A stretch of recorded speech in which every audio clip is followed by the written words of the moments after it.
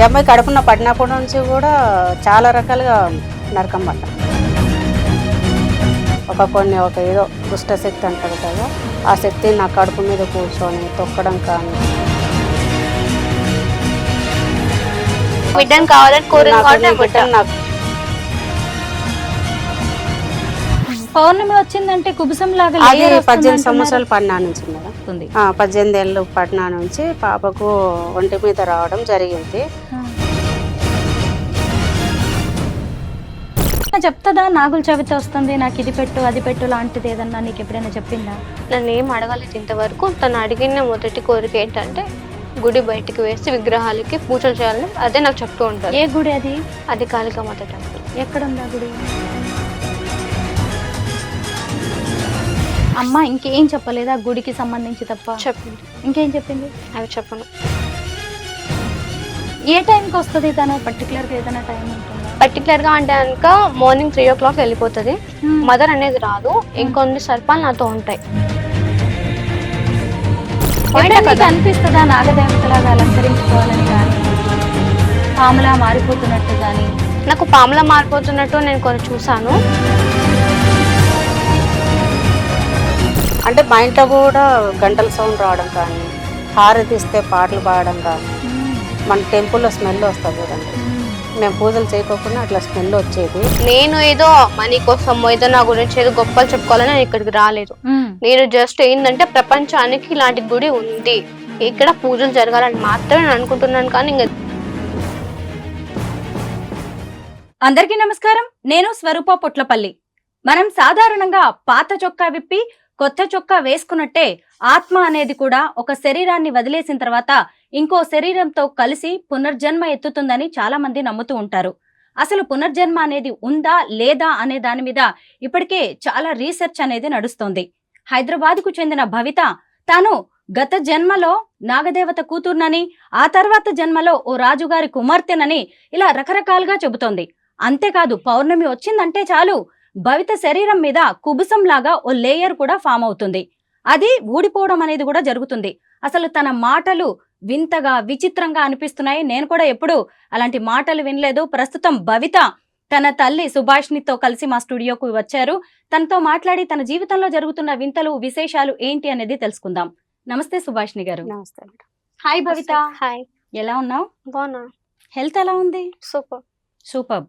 ఏంటి సంగతి? నీ గురించి చాలా కొత్త కొత్త విషయాలు తెలుస్తూ ఉన్నాయి. నిజమేనా నాగదేవత కూతుర్ని అని చెప్తున్నావంట? ఎందుకు అలా అనిపిస్తోంది నీకు? అంటే నేను ఫస్ట్ నుంచి నాకు 9 years నుంచి కనబడడం స్టార్ట్ అయింది.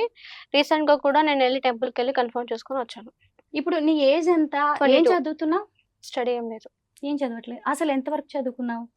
6 కంప్లీట్. ఓపెన్ రాసాను అంతే. అంటే చదివినవన్నీ గుర్తుంటూ ఉంటాయా నీకు అసలు? ఏమి అంటే ఇంగ్లీష్, హిందీ, తెలుగు ఇలా సబ్జెక్ట్స్ ఉంటాయి కదా, అవేమన్నా గుర్తుంటాయా చదివినవి? చదివిన టైం నాకు ఏం గుర్తుండవు. నేను ఈ మధ్య స్టార్ట్ చేశాను ఇంగ్లీష్ నేర్చుకోవడం కానీ ఇలాంటివన్నీ. ఇప్పుడు నేను నేర్చుకుంటున్నా. నీకు 22 years కదా, అంటే నువ్వు చిన్నప్పటి నుంచి ఎంతో కొంత 6th class వరకు చదువుకున్నావు. ఆ సబ్జెక్ట్స్ ఏమన్నా అంటే పోనీ తెలుగు చదువుతావా? ఎక్కడైనా ఏదన్నా రాసి ఉన్నది తెలుగు గానీ, ఇంగ్లీష్, హిందీ లాంటివి ఏమన్నా చదువుతూ ఉంటావా? నేను ఇంగ్లీష్ లో చదువుతూ ఉంటాను, తెలుగు కూడా చదువుతాను. కాకపోతే ఇంకా నేను మాట్లాడలేను, కానీ వాళ్ళ ఇంగ్లీష్ లో మాట్లాడడం మాత్రం నాకు అర్థమవుతుంది. అంటే ఈ జన్మలో జరుగుతున్నవి ఇప్పుడు నువ్వు చదువుకుంటున్నవి అయితే నీకు పెద్దగా గుర్తుండట్లే, కానీ గత జన్మలో నాగదేవత కూతుర్నని, ఆ తర్వాత జన్మలో రాజుగారి కూతుర్నని ఇందక్కడ నాతో చెప్పావు. ఎందుకు ఇలా అనిపిస్తోంది నీకు? అది అనిపించడం కాదు, రియల్ కాబట్టి నాకు విజువల్స్ అన్ని కనిపించాయి. నేను అలా కన్ఫర్మ్ చేసుకున్నాను. ఫస్ట్ నేను లైక్ తీసుకున్నాను, ఇవేం ఉండవు, ఇలాంటివన్నీ ఉంటాయా అని కూడా నేను అనుకున్నాను. అప్పుడు నాకేం అంతగా ఏం అనిపించలేదు.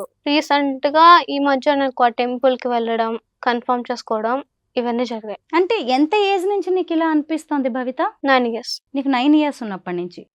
అంటే ఎలాగా కొత్తగా అలా ఏమన్నా అనిపించిందా? స్టార్టింగ్ ఎలా ఉండేది నీకు అసలు? స్టార్టింగ్ ఏమైనా ఎలా ఉంది అనేది అది జస్ట్ నార్మల్. నేను ఫస్ట్ నుంచి చదువు మీద ఫోకస్ పెట్టాలని అప్పుడు హాస్పిటల్లో జాయిన్ చేశారు. ఇక్కడికి వచ్చిన తర్వాత మమ్మీ వాళ్ళు స్కూల్లో జాయిన్ చేయించడం కానీ ట్రై చేశారు. బట్ నాకు చదివింది మాత్రం ఏం గుర్తుండదు. సో అందుకని చెప్పేసి మమ్మీ వాళ్ళు స్టడీ అనేది స్టాప్ చేశారు.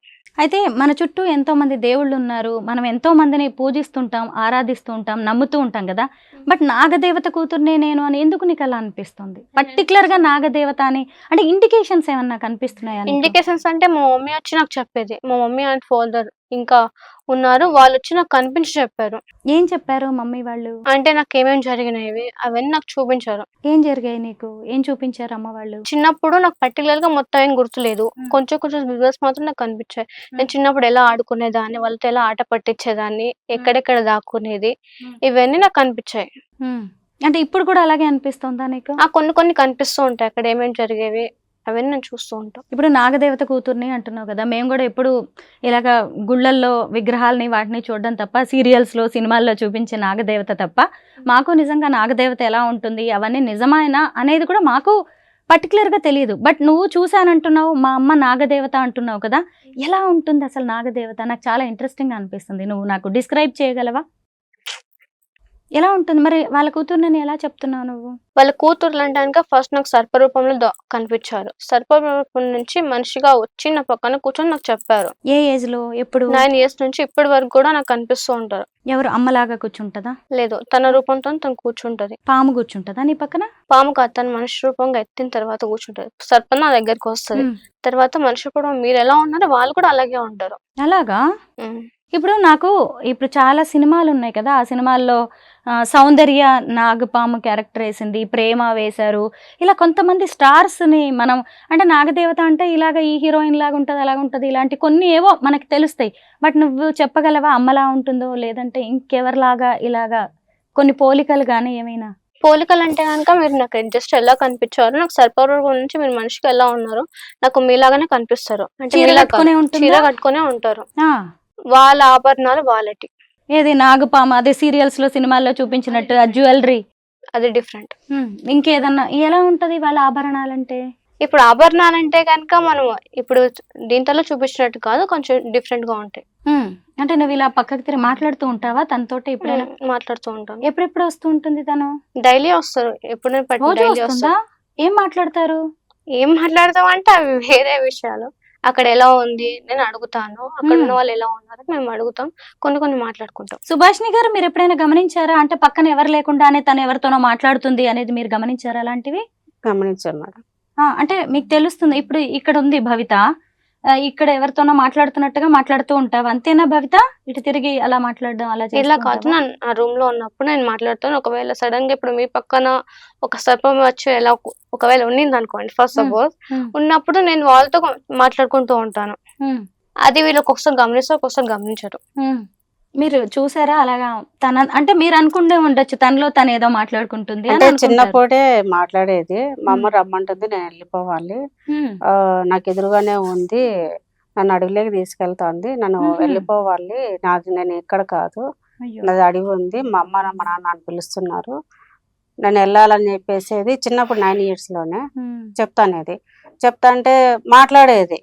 నన్ను ఒళ్ళో పడుకోబెట్టుకుంటే తను ఒక్కోసారి భయపడినప్పుడు ఒళ్ళో పడుకోబెట్టుకుని అమ్మ జోగట్టినట్టుగా ఉండేదంట. మన తల్లి ఎట్లా ఒళ్ళో పడుకోబెట్టుకొని జోగడతామో అట్లా అనేది, అట్లా ఏడ్స్ అట్లా నిద్రపోతుంది. నా దగ్గర కూడా రాదు అప్పుడు. లేదు నా మా అమ్మ ఉంది, నేను మా అమ్మ ఒళ్ళో పడుకొని ఉండా అని చెప్పేది. నేను నా ఒళ్ళో పడుకోమంటే నేను పడుకోను అనేది, నాకు మా అమ్మ ఒళ్ళోనే పడుకొని ఉండా అనేది. భవిత ఏం మాట్లాడుతుంది? అమ్మ నీతోటి చెప్పు, నాగదేవత అమ్మ నువ్వు చెప్పు, నీ మాటల్లో వినాలని ఉంది. ఇప్పుడు మనం ఎలా కేర్ఫుల్ గా మాట్లాడుకుంటామో వాళ్ళు కూడా అలాగే కేర్ఫుల్ గా మాట్లాడుతూ ఉంటారు. నువ్వేమన్నా చెప్తావా? నాకు ఈ కష్టం వచ్చింది, ఈ ఇబ్బంది ఉంది, ఒక తల్లిగా మనం అన్ని షేర్ చేసుకుంటాం కదా ఒక తల్లికి. నచ్చట్లేదు తీసుకెళ్ళిపో అంటూ ఎప్పుడు నేను అనలేదు. ఇక్కడ బాగుందా నీకు? Okay, comfort. ఇక్కడ అమ్మ ఉంది కదా. మరి ఆ అమ్మ? ఇద్దరు అమ్మలే నాకు. ఆమె కూడా అమ్మేనా?